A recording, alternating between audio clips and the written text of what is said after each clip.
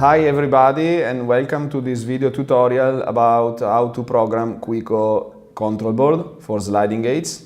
What we have here today is a movie 230 volt sliding gate operator.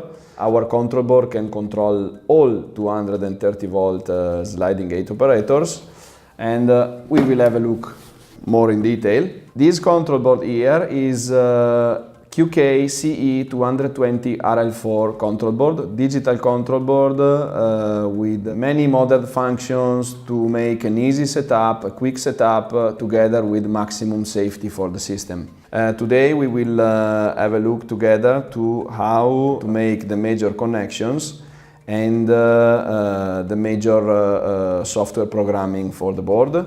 The major parts for the board are, of course, the display, the area of the push buttons, the terminal blocks, and the fuses holder.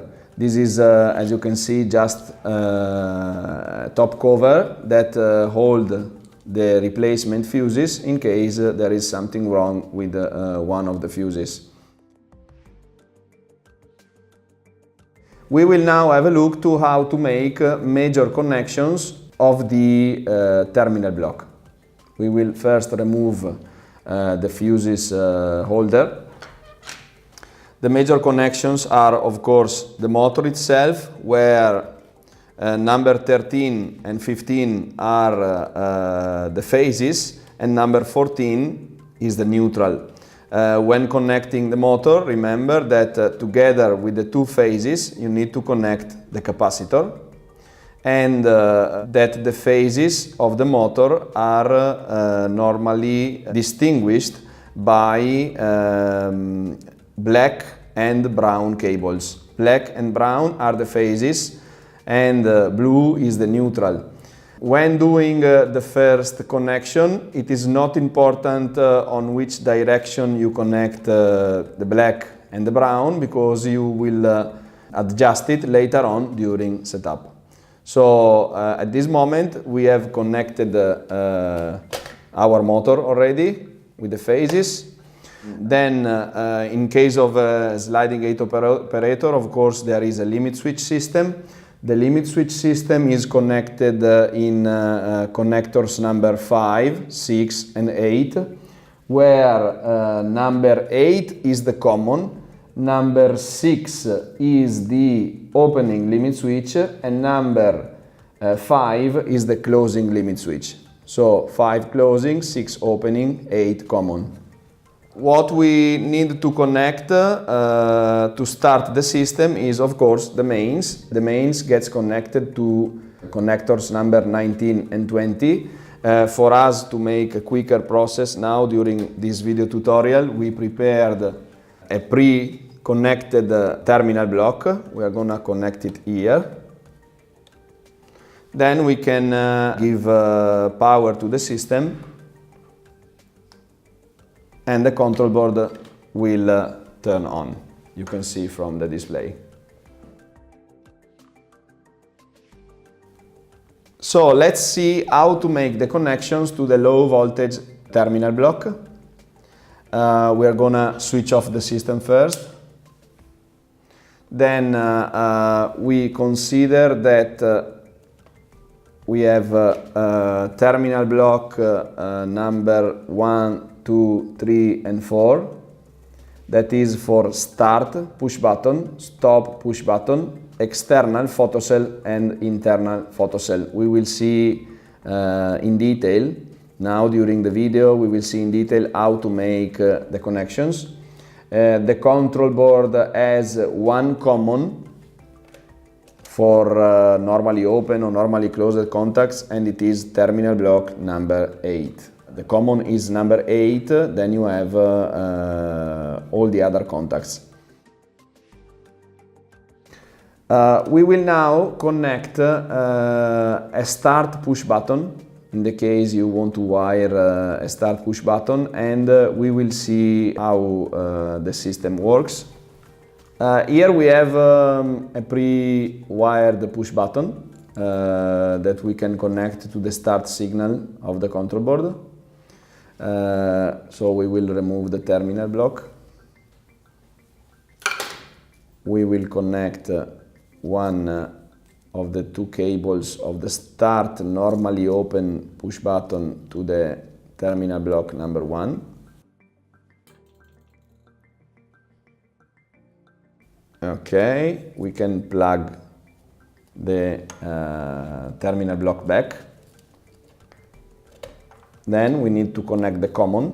We remove the terminal block of connector number 8 that is pre-wired to the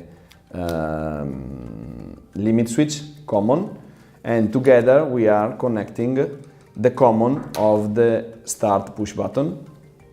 So we connect both the common of the limit switch and the common of the start push button to the common terminal block of the control board, which is number 8. We'll connect to number 8.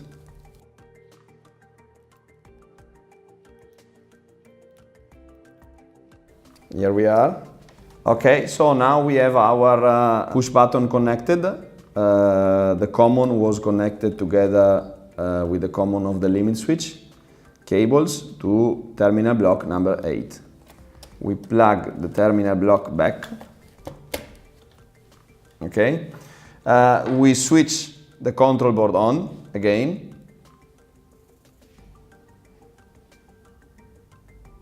And we can test that the system works properly. You can see that if I press the push button, there is a go coming on there, which means that the system is getting the signal.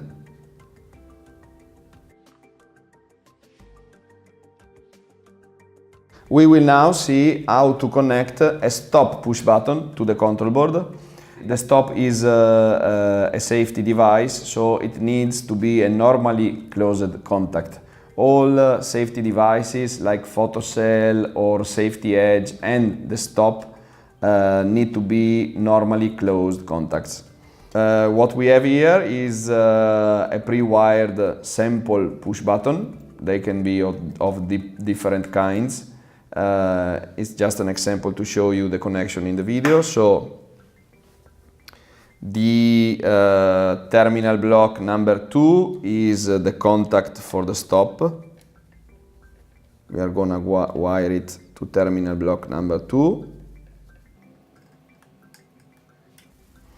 Then the other cable has to be connected to the terminal block of common, which is together with the common of the limit switch connection. So we are gonna remove limit switch cable, and we are gonna put the two cables together.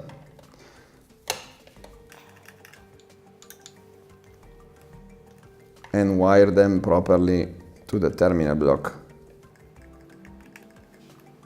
Okay, we can check now if the push button is working by checking if the display shows ST.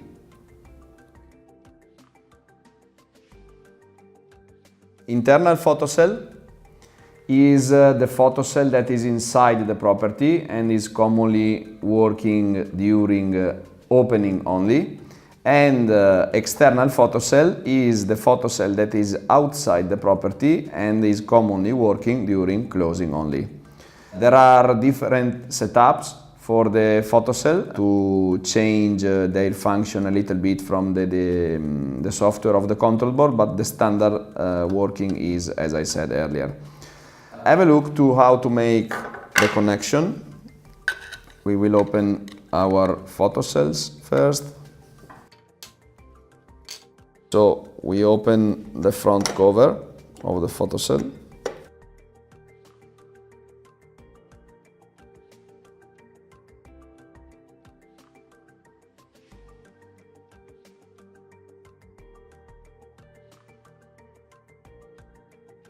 Each photocell set is made by a receiver and a transmitter. The receiver is marked as RX on the top cover, and the transmitter is marked as TX.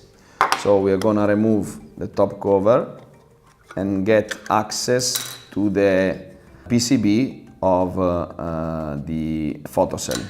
We will open the top cover of the transmitter as well.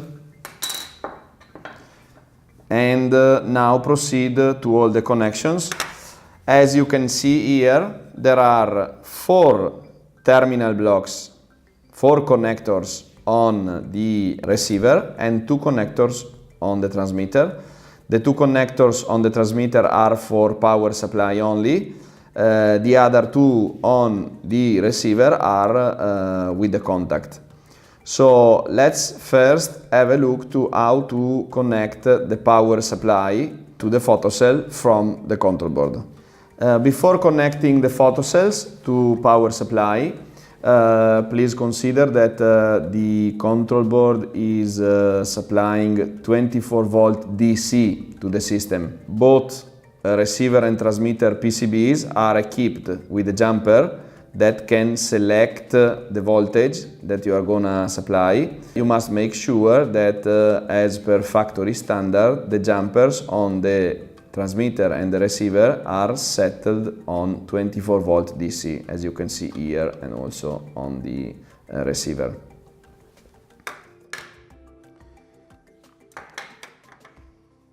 We will now connect minus to a blue cable.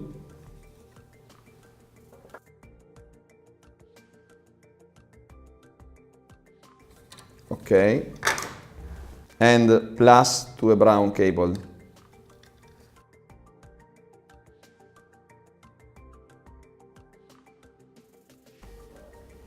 Okay, so we have minus connected to a blue cable plus to a brown cable. You can use whatever cables colors you prefer. This is just to explain how to make the connection. The same we will do on the transmitter. So again, we will connect minus to the blue cable.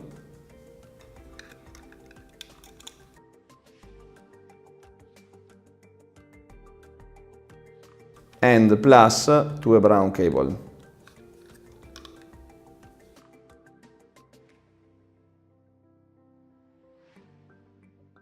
So we now have connected the terminal blocks of the power supply of the photocell to blue cable for the minus and the brown cable for the plus.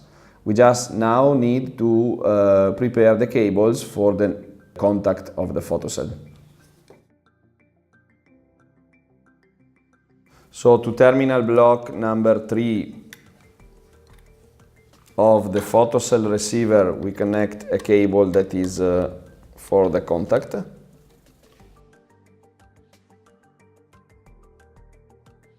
Connector number 3, and to connector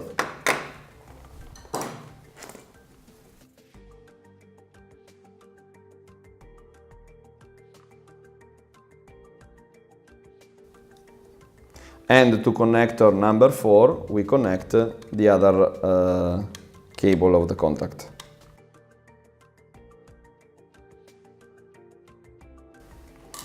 Okay, now we have our photocells wired, both receiver and transmitter. We will now see how to connect to the control board.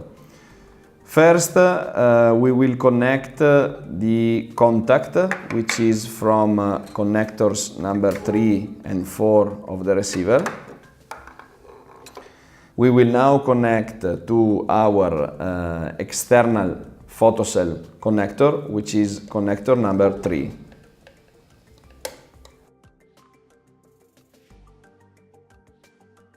So connector number 3 is for external photocell contact.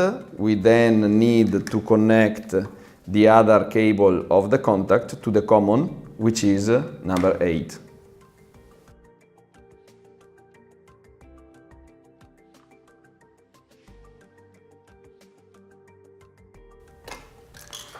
We have now connected the connectors of the contact. One is connected to number 3 of the control board, the other one is connected to number 8 of the control board, which is the common. we now need to connect the power supply to both the receiver and the transmitter of the photocell. We did wire the blue cable to the minus on both receiver and transmitter, so the blue cables of power supply from receiver and transmitter need to be connected together to terminal block number 10 of the control board.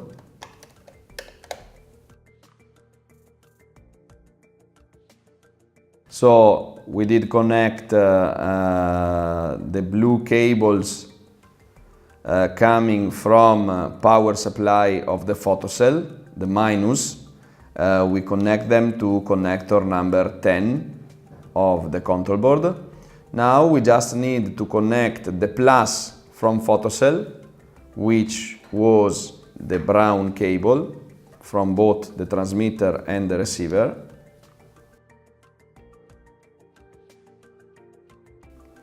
to connector number 8. Connector number 8 is both common and plus for the power supply.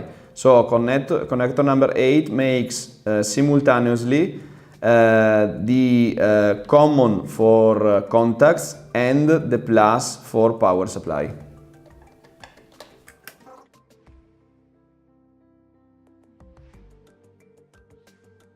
Okay, we have now connected our photocells to the control board. Minus from both the receiver and the transmitter was connected to connector number 10 of the control board. Plus from both the receiver and the transmitter was connected through the brown cable to the connector number 8. And the two blue cables from the normally closed contact of the photocell that is placed on the receiver were connected to connector number 3 and connector number 8. It is worth mentioning that connector number 3 is for external photocell, the photocell that works in closing only. Connector number 4 is to be connected for internal photocell, the photocell that works in opening only. For example, if you want this photocell to work in opening only, you need to place and connect instead to number 3 to number 4. We will now check if the photocells work fine. We power the system up. We can see that the relays of the photocells are clicking, so at least the photocell is powered. Now you need to align the photocells on the gate until the TC disappears. You can see from here, if I align the photocells, then the photocells are working fine. If you disalign the photocells or pass an object in front of the photocell, you will see that the photocell is showing TC on the display. TC corresponds to the error report on the control board that is related to external photocell. This is to say that when there is an object interfering with the photocell, you will see on the display TC. This is to understand what's wrong with the system because the display is always showing what is happening with the system. We will now see how to connect Quiko flashing lamp to the control board. We need to remove the top cover of the flashing lamp.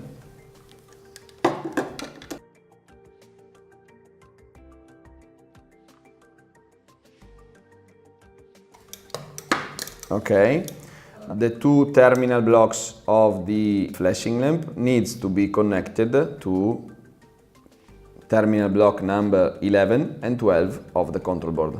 11 and 12 of the control board. We will now put couple of cables. We will wire 2 cables to the terminal block of the flashing lamp.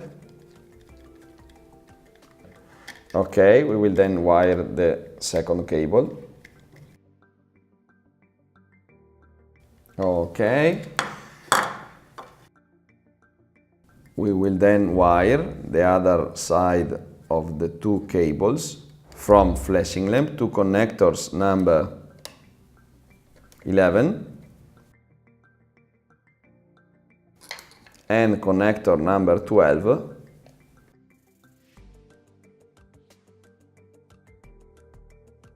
of the control board. Okay, so now our flashing lamp is connected. It is a 24 volt output for the flashing lamp, so no high voltage needed. We can now check if the connections were done properly by switching on the system and giving a start signal to the system. The flashing lamp is flashing. It will flash in high speed during opening and slow speed during closing.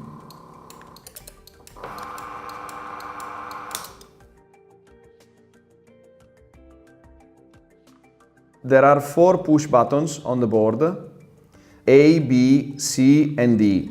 Buttons number A and B are to go up and down in the selection of the function. Buttons number C and D are to change the specific function to another parameter.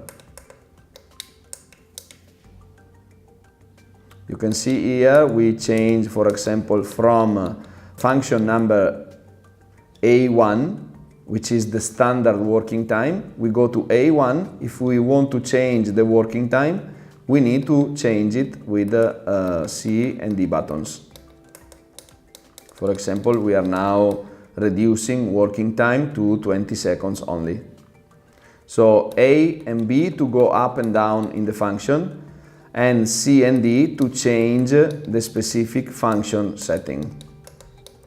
To go out from the functions menu, you can wait some time until 2 dashes appear on the display, or you can simply press A or B buttons until 2 dashes appear on the display. That's it. We will now see how to program Quiko remote control. We have here QK MO4 remote control on the control board. As you can see, when you press the button, there is any button, there is a red dot coming on the display of the control board. This means that the control board is detecting a radio signal, but it is not recognizing it because the remote control still has to be stored inside the control board receiver memory. What we have to do by means of A and B buttons of the control board is to go on R1 parameter. R1 is the parameter of the standard opening. So the standard opening can be controlled by remote control. You press one button of the remote. While the red dot is on, you keep the button of the remote pressed and then you press C button. You will see a number coming on the display. Every time you press the button, you will see the number related to that button. For example, we will now press button 2 of the remote to program it together. You will see the display showing number 2. So we press number 1 and 2. The remote control is now programmed. You can go out on the parameter R0 to see how many buttons were stored on the receiver so far. So now we store 2 buttons. the display is showing the number of buttons that were stored till this moment. We can have other functions on the receiver, for example, R2 if you want to save stop button. For example, we want to program button number 3 of the remote to make stop function on the system. So we press button number 3, we press the C button on the control board, and the stop push button will be stored. There is function number 3 that is to have a specific button for pedestrian opening. For example, we want pedestrian opening to be controlled by button 4. Then we go to parameter R4, press C button, and the button number 4 will now control the pedestrian opening of the gate. It is worth mentioning that with Quiko digital control board you can have different functions on the same remote. So, for example, standard opening, pedestrian opening, stop, and fast closure. If we want to cancel a remote, a single remote, we need to go to R0, wait for the number of the remote that you want to cancel. For example, you want to cancel remote number 4, and while the 4 is being displayed, keep C button of the control board pressed. Then the previous button number 4 has been cancelled.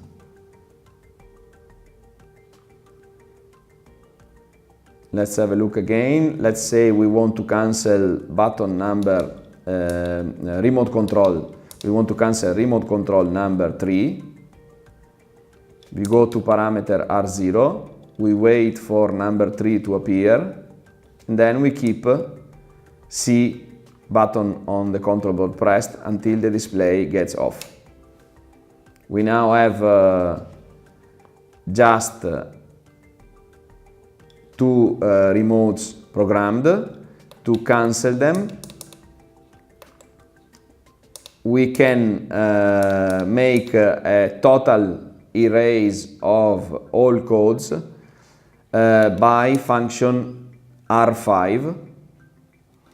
You need to go to function R5 while the display is showing no, keep C button pressed until the display stays steady. By doing that, all receiver codes were cancelled. We will now program R1 standard opening button again, so to show how to make standard working time setup for the gate. We will now see how to program the working time of the system. To program the working time, you need to go to parameter A1 that per standard is set at 30 seconds and set the number of seconds that you would like to set.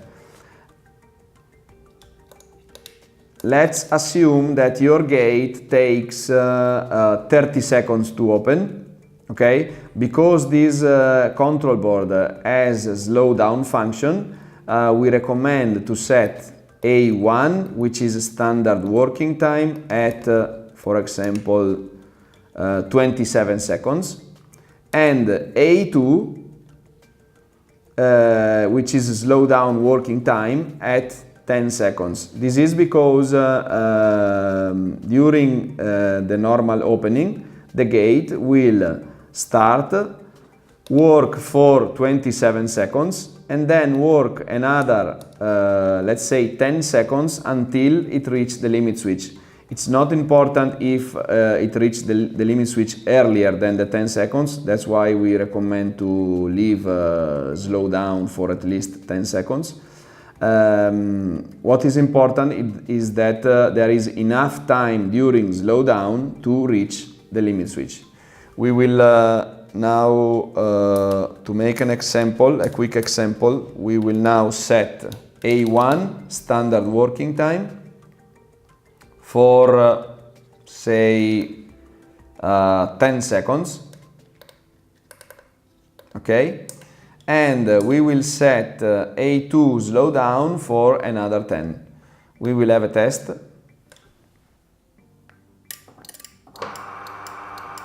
We will hear the motor working at normal speed for 10 seconds and then slow down until reaching the limit switch. When the opening limit switch is pressed, FA appears on the display, while when the closing limit switch is pressed, FC appears on the display. So once again, if your gate takes, let's say 30 seconds to open, you will set 27 seconds standard opening, parameter A1, and you will leave 10 seconds to parameter A2. What will happen is exactly this. It will work for, let's say, 27 seconds. Then we'll start the slowdown and look for the limit switch.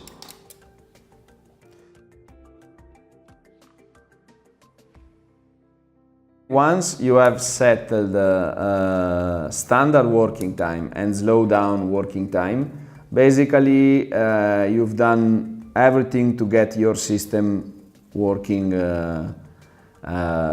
properly. You can go and make more fine-tuning in the functions. We will have a look now to the major functions. For example, A3 is startup time. So it is the time from 0.1 seconds to 1.5 seconds that the control board takes to give maximum power to the motor. So if you want soft start, you need to set A3 parameter to 1.5.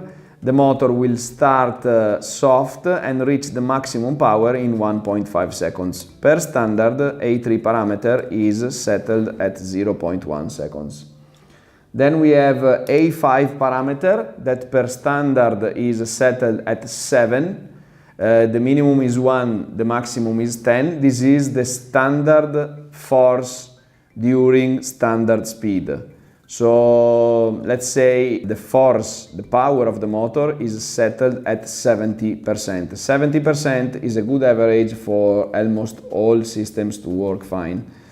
A6 is power during slowdown. Minimum is 1, maximum is 10. Let's say that during slowdown the motor has 80% of the power.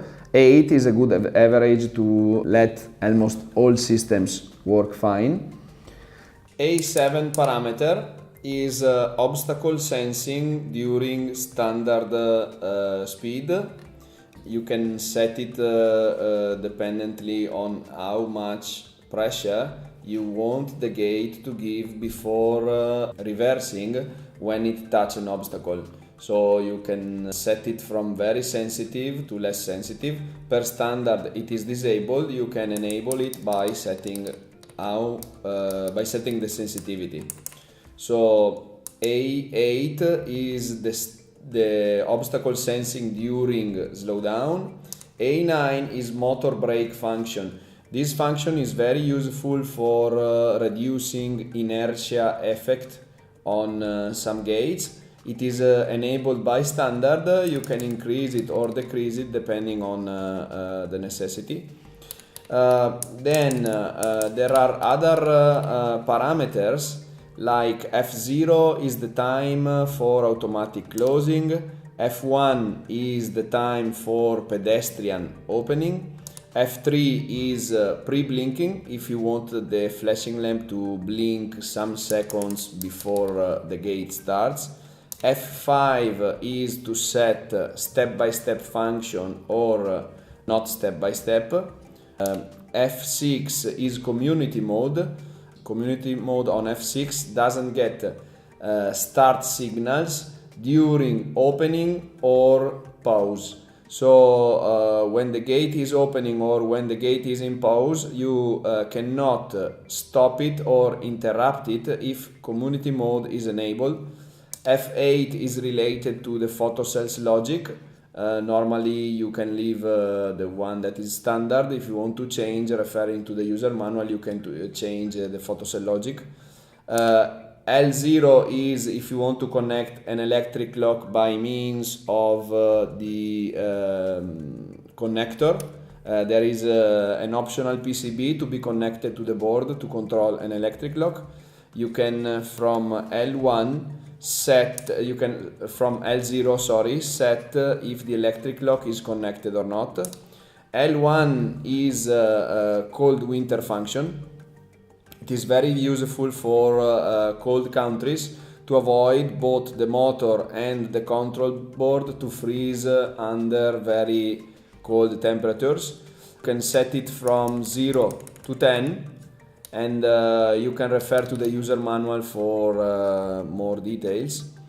L2 is a recovery loop function, which is useful in some cases when the gate starts from the middle and not from the beginning. It will go in slow down speed until it finds the first limit switch. This is again to avoid inertia. T1 parameter is to enable photocell test if you want it. T2 is normally activated by factory and it is doing thermal protection test. If one of the motors or the motor is in thermal protection, the control board will detect it and show it on the display. R0, R1, 2, 3, 4, 5 are radio functions like we saw before. Then you have all the E parameters that are related to terminal block connectors number 1, 2, 3, 4, 5, 6 and 7. By means of E1, 2, 3, 4, 5, 6 and 7, you can set how you want each terminal block connector to work. For example, E1 parameter, per standard it is settled to give a start signal, but you can also set it to open only or close only. So you can set it to open only, close only, or by standard it will open and close. You can also disable it via software. Pay attention because all the connectors can be disabled via software, but you don't need anything connected to them to disable via software. If the control board detects something connected to them, you cannot disable via software. So again, E1 now we disable. Let's put it as it is per standard. So it is in go. E2 is the stop push button. You can disable or enable it. E3 is external photocell. E3 and E4 are for external and internal photocell. E5 is setting for the limit switch. You can set if you have a normally closed limit switch or normally open.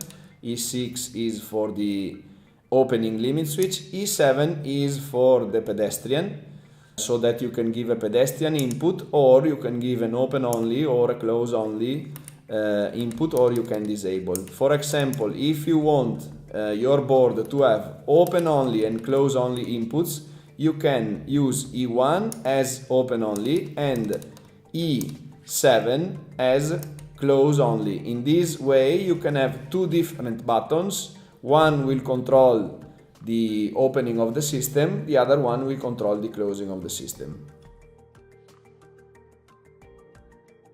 We will now see the error report because as per the user manual, the control board during standby shows if there are some errors. For example, I will now remove the limit switches connection. You will see the board will detect an error, IH.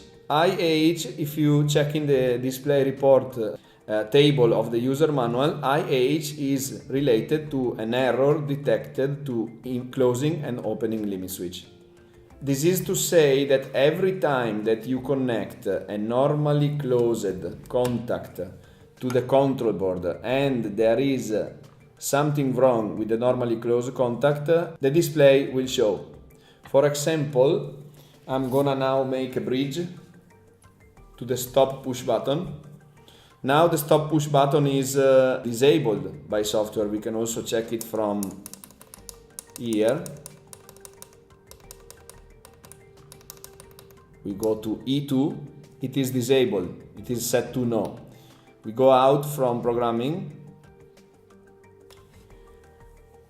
We kind of simulate the stop push button by doing a bridge, okay?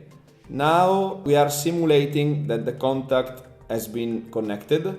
If we remove it, the ST will appear to show that there is a problem with the push button or the push button of the stop is pressed. If you want to disable this contact again, you need to go to E2, sorry, you need to go to E2 and disable it. You cannot disable a contact if there is something connected to it. You can only disable if there is nothing connected. There is something worth mentioning related to the direction of the motor. When you first start the system, the motor will need to work in opening. For example, we switch off the system, we switch on the system again, we start the system. If the motor turns in other direction, so it turns in closing, what you need to do is switch off the system, reverse motor phases, so reverse what is connected to connector number 15 with what is connected to connector number 13 and try again.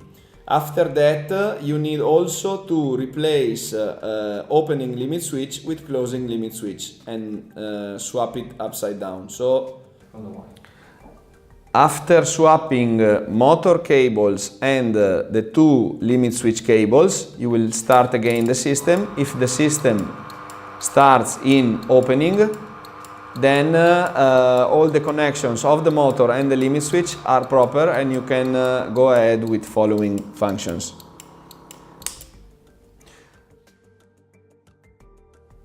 So we saw major functions of the board and major connections. It is worth mentioning also that the board has a connector for electric clock and a connector for a smart module that allow the board to have some domotic, some smart house functions. There is an optional PCB that can be connected there. This item on the left is the radio receiver, which is normally wired to the standard antenna cable, but it can also be wired to an external antenna cable. The control board is equipped with standard fuses, and for the low voltage it is equipped with self-resetting fuses, so there is no need to replace the fuse in case there is a short circuit in the low voltage. And that's it. Hope you like our new digital control board, and let's keep in touch for the next video.